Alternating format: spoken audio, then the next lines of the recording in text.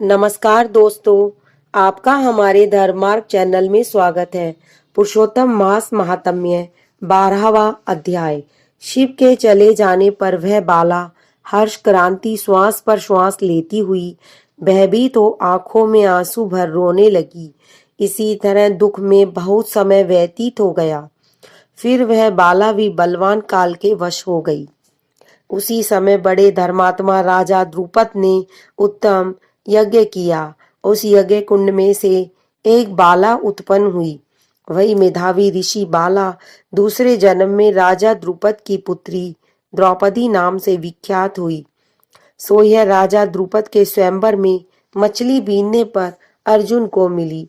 हे नारद, पुरुषोत्तम का अनादर करने से दुशासन ने इनके बालों को पकड़कर खींचा, परंतु उस समय वे बारंबार मेरे नाम को याद करने लगी।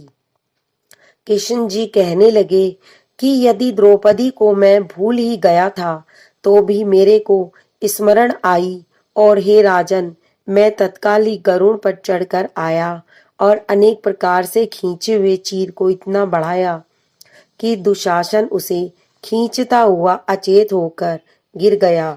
सदैव हमसे स्नेह करने वाली वह पतिव्रता को पुरुषोत्तम मास के अनादर से मैंने भी उसको त्याग दिया।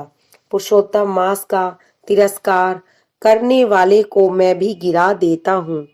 इसलिए सब तरह से यह मलमास ऋषियों व देवताओं को भी सेवन योग्य है।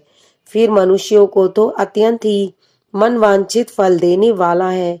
इसीलिए आने वाले पुरुषोत्तम मास की आराधना करो। 14 वर्ष पूरे हुए, अब सब कुछ अच्छा ही होगा।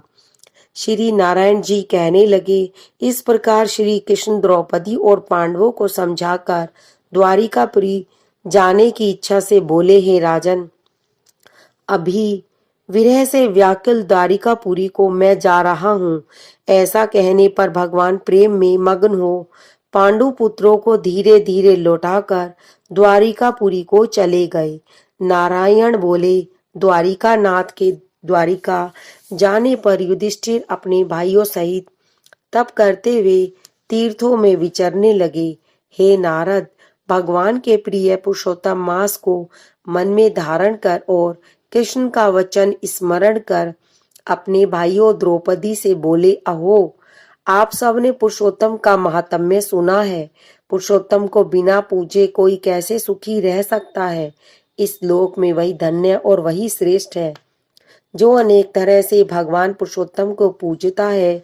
इस तरह सब तीर्थों में विचरते हुए पुरुषोत्तम मास के प्राप्त होने पर विधिवत उसका व्रत करने लगे और 14 वर्ष व्यतीत हो जाने पर श्री कृष्ण भगवान की कृपा से अकंटक राज्य को प्राप्त हुए। इसी तरह सूर्यवंशी राजा दृढ़धनवा भी पुरुषोत्तम के सेवन से पुत्र और पौत्रों तथा अनेक तरह के सुख भोग कर योगियों को भी अति दुर्लभ भगवान के लोक गए।